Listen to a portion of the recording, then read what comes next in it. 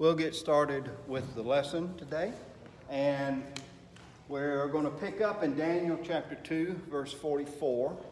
It's about where we ended a couple weeks ago, and just to kind of recap where we had gone, what we had talked about.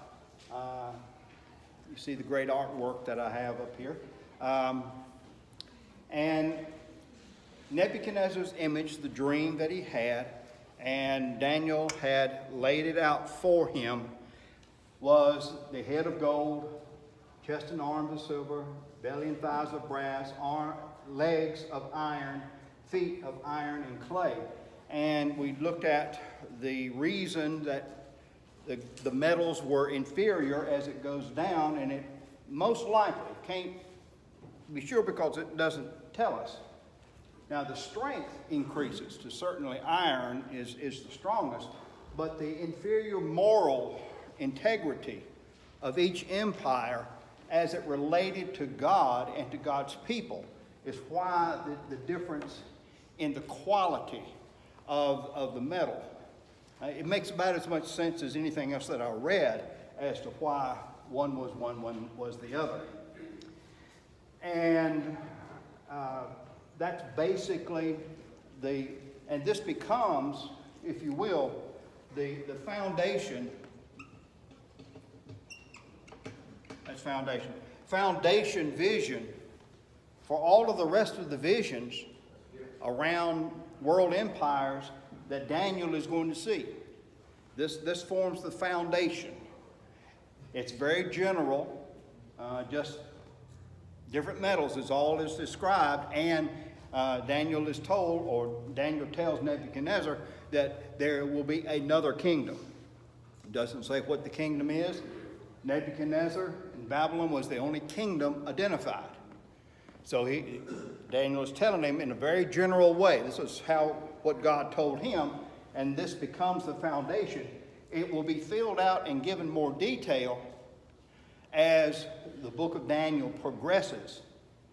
But Daniel spends probably the most time and detail into talking about the stone. And this takes us to where we're beginning to pick up in chapter 2, verse 44. And this is New International Version.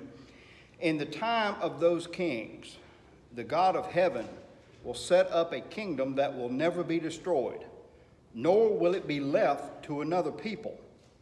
It will crush all those kingdoms and bring them to an end, but it will itself endure forever. This is the meaning of the vision of the rock cut out of a mountain, but not by human hands. A rock that broke the iron, the bronze, the clay, the silver, and the gold to pieces. The great God has shown the king what will take place in the future. The dream is true, and the interpretation is trustworthy. So Nebuchadnezzar, after being explained what he dreamed in the dream, Daniel tells him that the stone that he saw that was coming at the end of the vision and would strike the feet would take down the entire history, if you will, of those kingdoms. And Daniel declares that the stone is the action of the God of heaven, who will set up a kingdom that will never be destroyed, nor will it be left to another people. And it's going to crush all those kingdoms and bring them to an end, but it will itself endure forever. So, in looking at the vision, Daniel is letting Nebuchadnezzar know that all the other kingdoms have their power and their ability to endure by the allowance of God, who is over all, the Almighty. Remember, Daniel told him it, and this is probably the key verse of the book of Daniel, back in verse 27 of 20 or 28 in chapter 2. But there is a God in heaven. And that comes up, that either the very words or the message of that just keeps being repeated all through the book of Daniel. And Daniel's letting the king know that all of these kingdoms, every nation, every government, whatever it might be, endures by the allowance of God. but there is coming a kingdom that will be all over the earth. So, as the stone comes, it is going to be, it will destroy all before. And that's, the kingdoms. And it will be a physical kingdom that will be set up. Look at what he says. In the time of those kings, the God of heaven will set up a kingdom that will never be destroyed. It is going to be a physical kingdom. It is going to be over the whole earth. And this kingdom is centered on a rock, the stone, the rock, that is obviously divine because it comes being cut out of a mountain, not by human hands. And it will be a God-ordained kingdom. So the rock is God-ordained.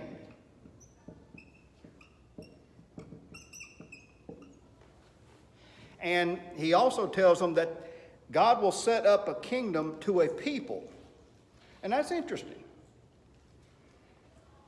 The Lord never tells Daniel to tell Nebuchadnezzar who will populate and be a part of that kingdom.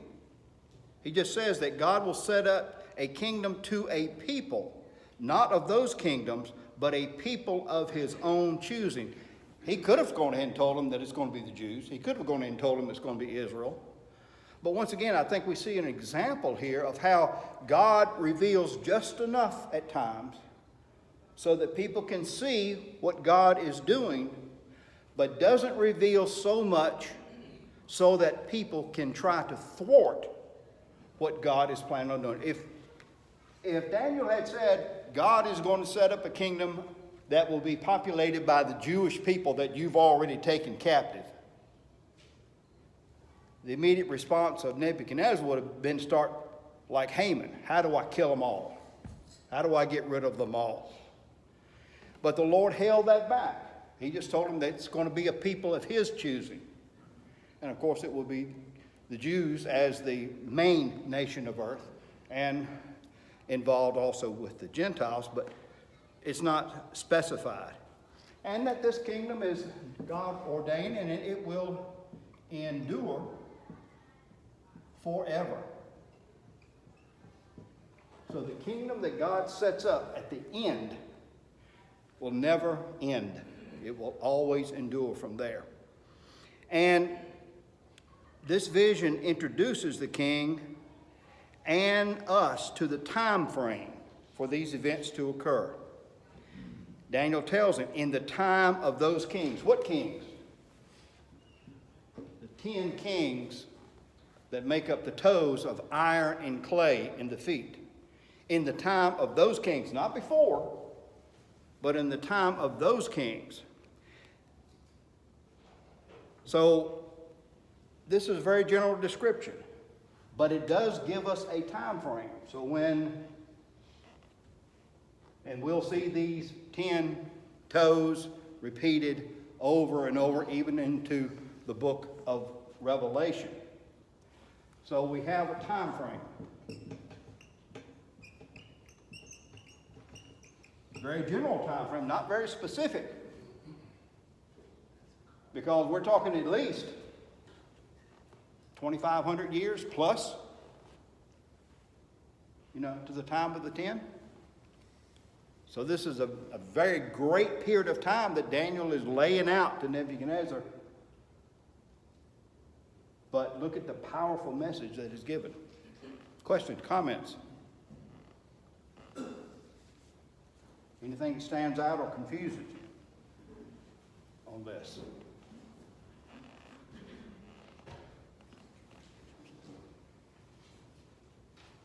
Okay. So, Daniel concludes the interpretation in verse 45. The great God has shown the king what will take place in the future. The dream is true and the interpretation is trustworthy. It's interesting that throughout this whole thing, Daniel never pauses to say, okay, Nebuchadnezzar, do you remember dreaming this?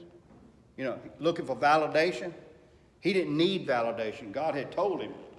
And Daniel was letting Nebuchadnezzar know, I know exactly what you dreamt. I don't need you to verify what I'm telling you. I know it's true because the God of heaven has revealed this to me. And when you have a clear understanding of the Word of God, you can be confident. You can be bold and you can be independent of other people's validations if you know where you're standing.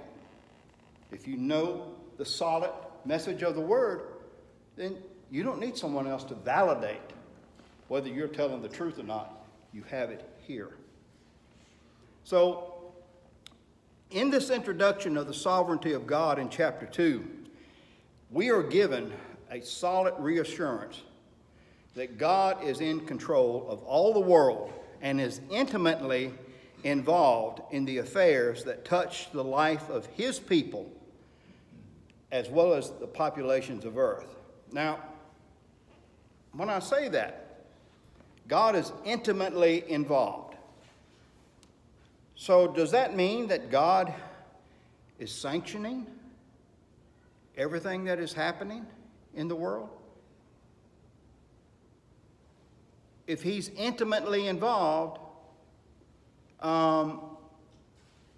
what does that mean? How should we understand that? Does that mean that he's saying, okay, and something that's all over our news, all the riots, looting, burning, everything, he's saying, okay, that's cool, go ahead. I'm good with it. Is that what he's saying by this? Or what when we say God is intimately involved in the affairs of this world, in the affairs of things that relate to his people and to populations, how does that strike you? What is that? Well, when you look at the Old Testament, he was intimately involved there, and it wasn't a picnic all the time. No, it certainly wasn't. Especially for the people who were on the other end of the receiving from God. Ask Job. Yeah, ask Job. Yeah. So, when we think about God being intimately involved, we can go down to the personal. If God was intimately involved in my life and he let me have 2 heart attacks that nearly killed me, and they've already told me that I won't survive the 3rd one, okay, Lord, thank you for your blessing. Is that how I'm supposed to look at it? It doesn't mean, when we say God's intimately involved, it doesn't mean that God is sanctioning. But what it is telling us, that God is working in, with, and in spite of the actions that happen in this world to accomplish what he promises in his word. And it's easy for us to reach a place to where, God, why did you have to allow the economy to, go into pits? Why do we have to sit in my house like I'm in a prison cage? Why? Why couldn't you have done something about this? And that's not the question for us to ask. It's not why did God allow this or that, or why didn't he stop this or that. Our attitude, and it takes faith to do this, is I know my Redeemer lives. And he is and he will work all things for my good according to his will. Now, we have to remember that all that God does works within his understanding of the fallenness of mankind, as well as the curse that restrains man's sinfulness. This is what's behind Paul's words in the book of Romans, chapter 9, verses 8 through 24. Turn over there, if you will, for just a moment. I'm not going to read it all, but I'll refer to it because it's almost a weird passage of Scripture. It's very true. What did you say? Romans chapter 9, verses 8 through 24. And Paul is talking about the cutting off of the Jews and the bringing in of the Gentiles. That's the general thought in this section of Scripture. And let me pick up at verse 10. Not only that, But Rebekah's children had one and the same father, our father Isaac. Yet before the twins were born, or had done anything good or bad, in order that God's purpose in election might stand, not by works, but by him who calls, she was told, the elder or the older will serve the younger. Just as it is written, Jacob I loved, but Esau I hated. Verse 14, what then shall we say? Is God unjust? Not at all. For he says to Moses, I will have mercy on whom I will have mercy, and I will have compassion on whom I will have compassion. So, read and study that section of Scripture. Paul is addressing this rulership from the standpoint of God's choice and mercy to whom he will.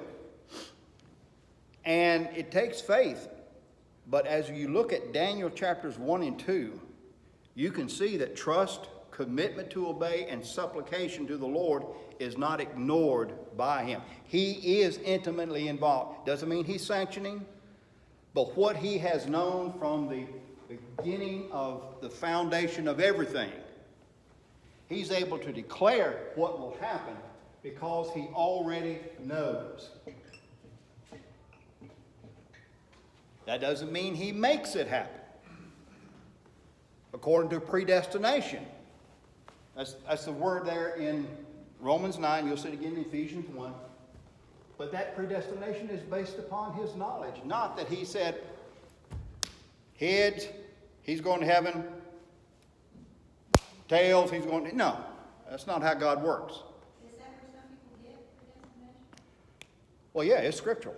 I mean, Oh, yeah. The what is called the supralapsarian Calvinist, they believe in what is called the tulip theory.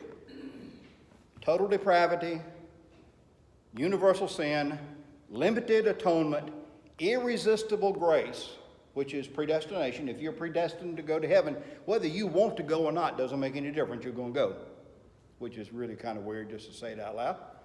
And then perseverance of the saints. That once you're saved, you can never be lost again. That's what is called the tulip theory. And that's based upon a misunderstanding of passages like Romans 9 and Ephesians 1. Because you have to look at Romans 8 to where Paul puts it in order. Those whom God foreknew, them he predestinated. Them he called to glory. He already knows. That's why when we get saved, he already knows. He looks at us as already glorified, positionally. We're not yet, because he knows.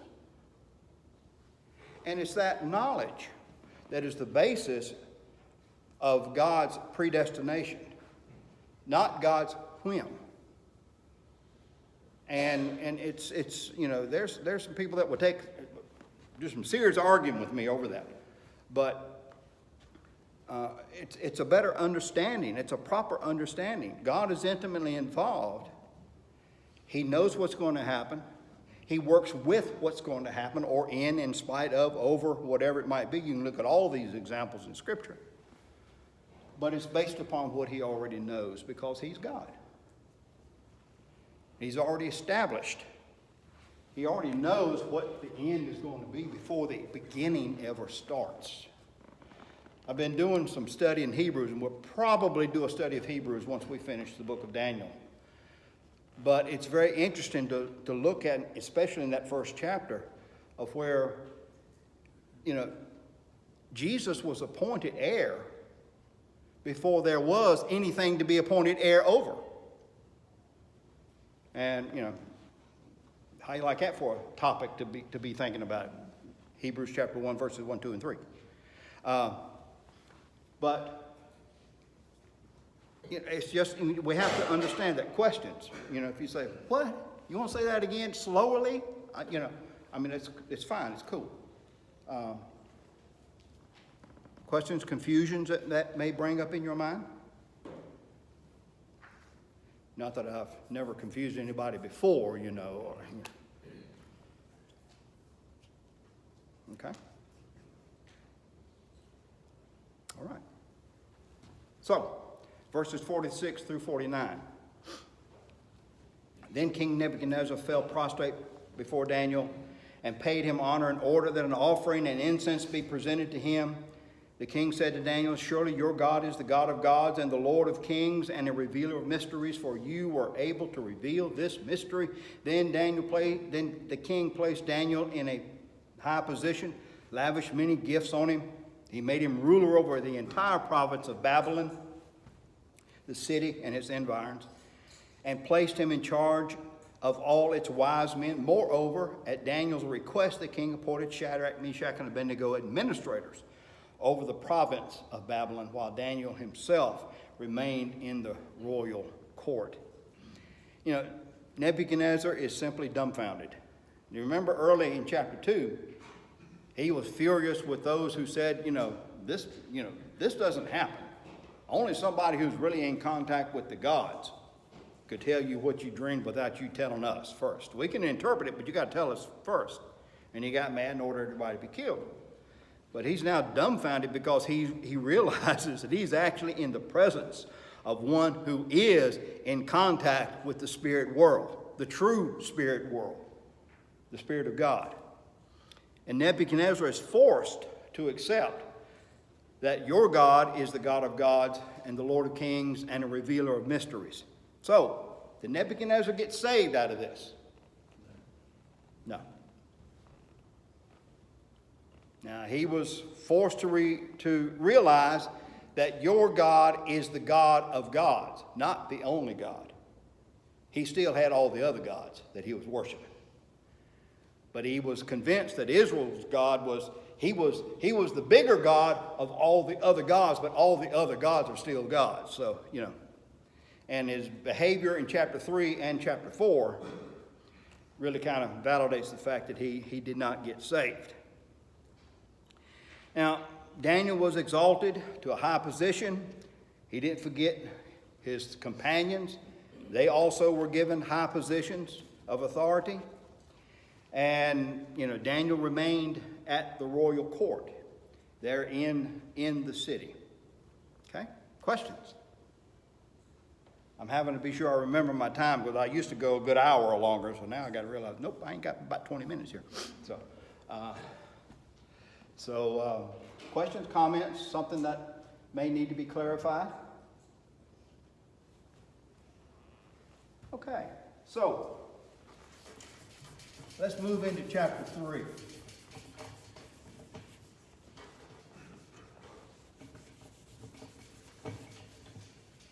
For in chapter 3, we have our image again.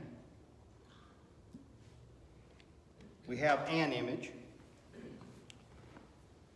So King Nebuchadnezzar, and we really don't know how much time transpired between chapter 2 and chapter 3. Probably at least within recent memory for King Nebuchadnezzar. So year, 2 years at the most, maybe not that long. But within recent memory, Nebuchadnezzar made an image of gold, 90 feet high and 9 feet wide, and set it up in the plain of Dura in the province of Babylon. Now, it's interesting. After all that Nebuchadnezzar had seen and was revealed to him by Daniel, as carnal humanity is, he decides, I don't want to be just the head of gold. I want to be the whole thing. And it's so natural to us as individuals that we're not satisfied with just being a part of something glorious or powerful. We want to have it all. We want to be the center of all the glory and power. And so it was with Nebuchadnezzar here. And it could well be that the fact that he wanted this whole image of gold is because he's thinking, now I was told I was the head. and there was another kingdom coming after me, I want to be the whole thing so I can stop it. I want my kingdom to endure right on, even down to the end, and maybe I can even change the end. So, you know, when he wanted this image, he was taking an insight and really an opportunity of blessing, misunderstanding, and misapplying it. And it's interesting to see here that even experiencing and witnessing the power of God, to not surrender to his lordship out of that, keeps us under the domination of sin. You can see and experience, you can be a part of moving services, you can be part of powerful preaching, teaching, you can have all of this and still not have a real, genuine salvation relationship with God. You can talk about how great it feels and how wonderful it was and all this other stuff and never know Nebuchadnezzar. How often do we misapply as believers the very same thing? Yeah. Because in some way, we take something God's leading us to do and allow our flesh to kind of lean it in the direction of the flesh, as opposed to Yeah. the direction that God intended all along. Yeah. Nebuchadnezzar's not the only one who's gone down that road. It's easy for us as when we allow our self-serving carnal selves to take over and control our directions. It's easy to take something that God has given to us that was meant for our good and our strength and our benefit, and we kind of, we want to. I'd really rather, Lord, and when we go to that place of I really rather, it's no longer about his will, it's about our will. Nebuchadnezzar is just an extreme example of that. Now, it's interesting to think about this image. Now, it was common in ancient empires for rulers to erect images or statues that proclaim their greatness. We see all that in history.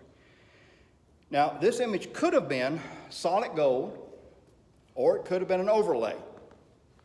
We don't know. It just says there was an image. And it was 90 feet tall, 9 feet wide. And it's really, it's pretty narrow. You think it's a 1 to 10 or 10 to 1, ever how you do this. You see how much math I know. So it's 90 feet tall, but only 9 feet wide. I mean, it's a slender, very slenderly built image, unless the image was built upon a platform, and the platform and the image totaled 90 feet. Then the ratio would be somewhat different. We don't know that for sure, but archaeologists have found south of south of Babylon, a platform that was 45 feet square and 20 feet tall. And this image had to stand on something really pretty solid. Because if it was solid gold, 90 feet of solid gold is heavy. Care how you cut it, that's heavy. It could have been an overlay. The Ark of the Covenant was an overlay. It wasn't solid gold.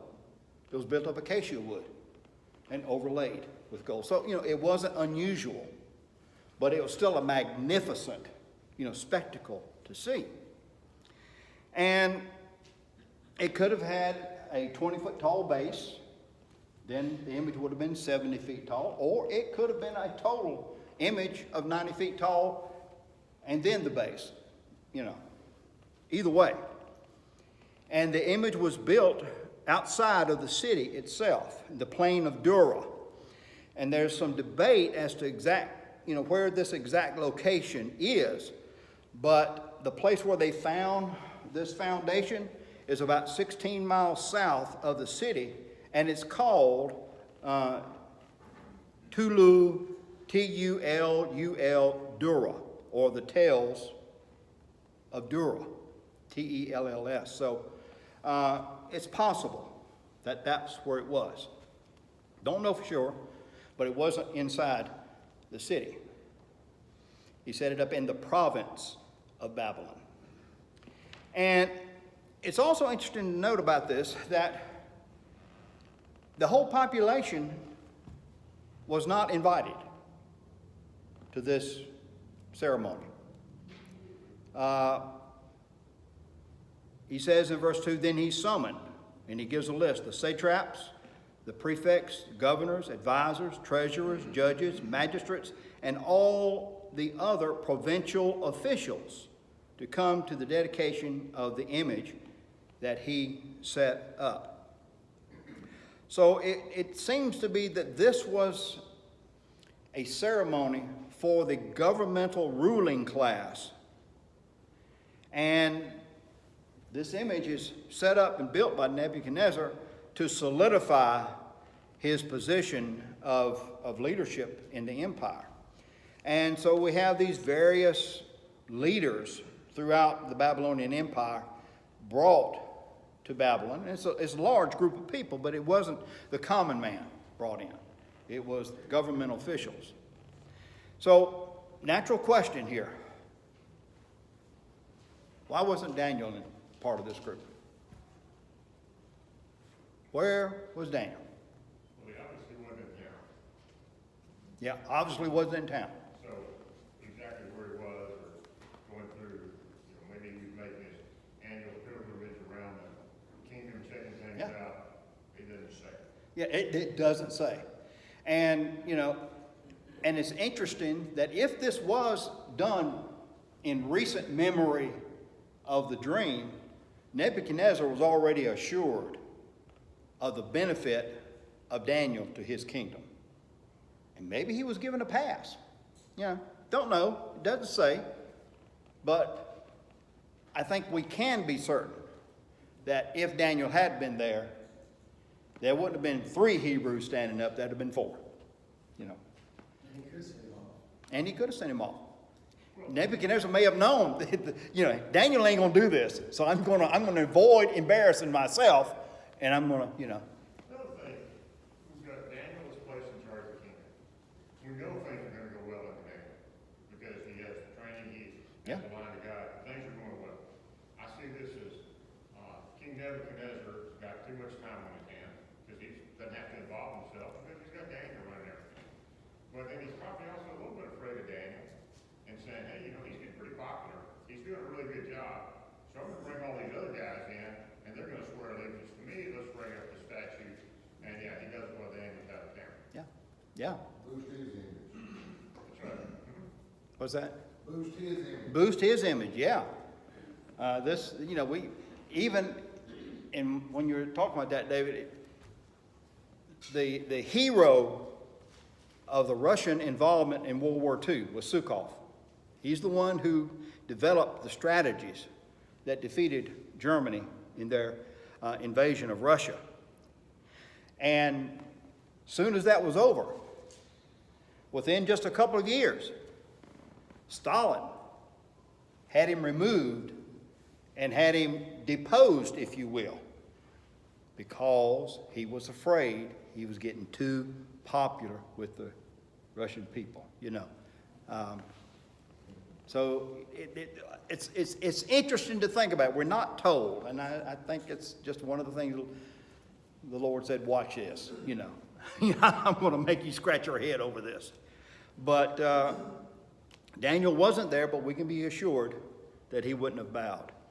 Now, there's some question as to what this was an image of.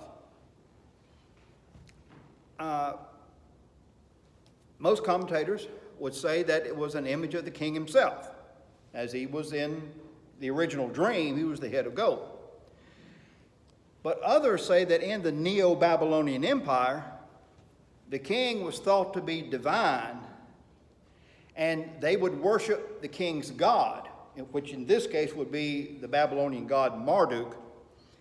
And in that day, if you worshiped the king's god, it automatically meant you were submitted to the king.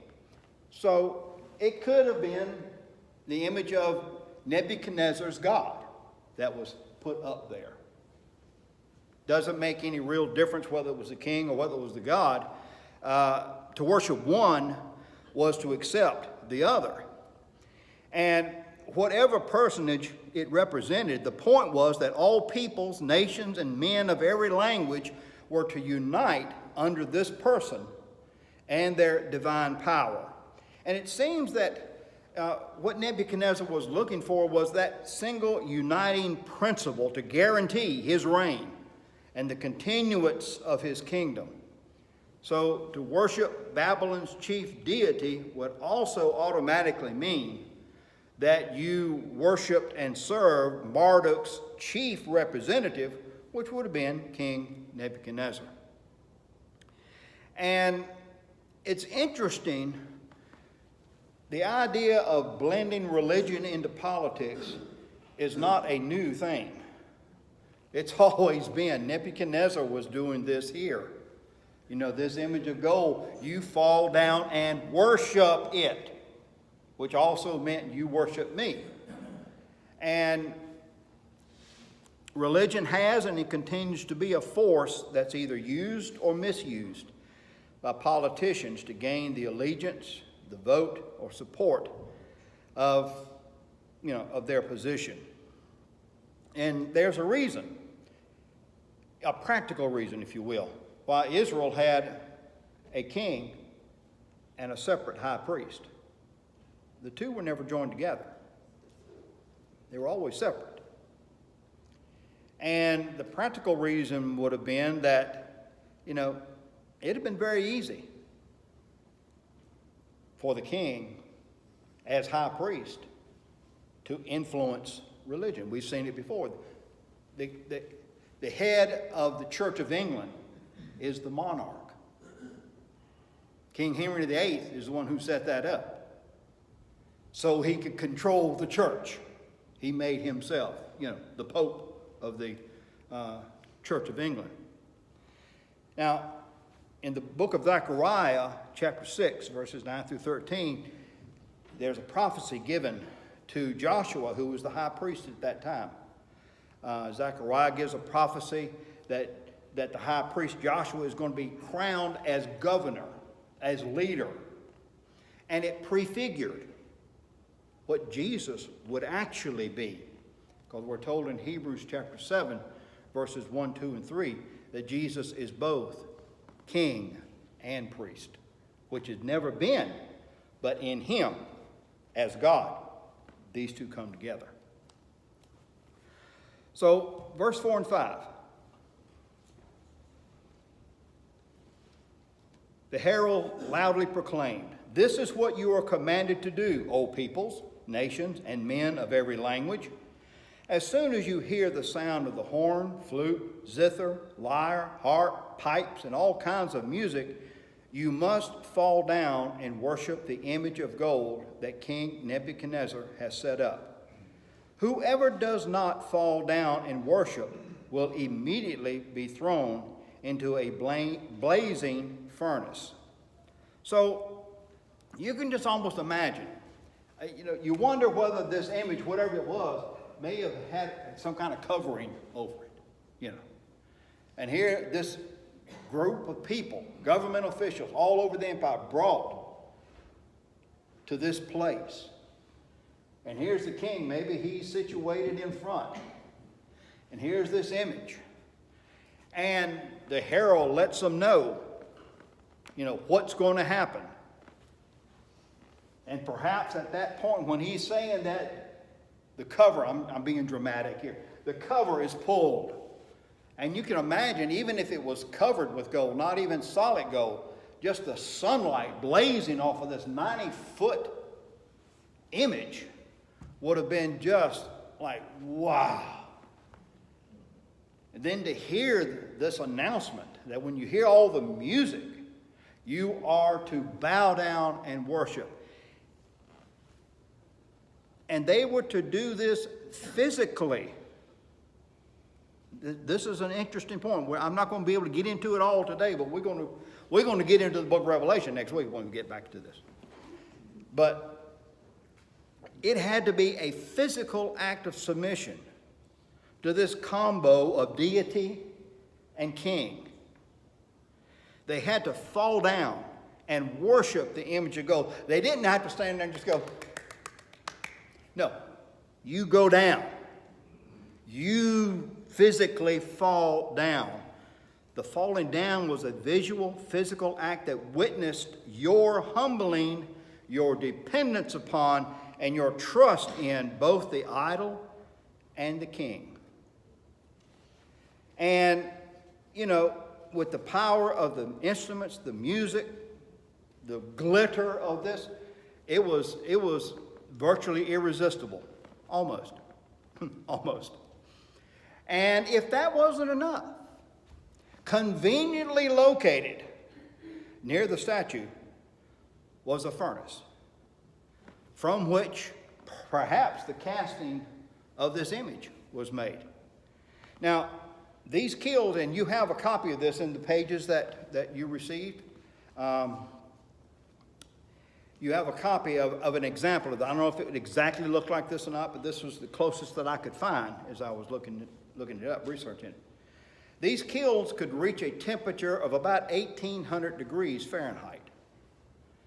And they would have been surrounded by sand with an opening at the top and to put the ore in, whatever you were looking to purify. And they would have had a ground level opening where the wood and charcoal and the air would have been funneled in to heat it up to that great height of temperature. So it had to be large.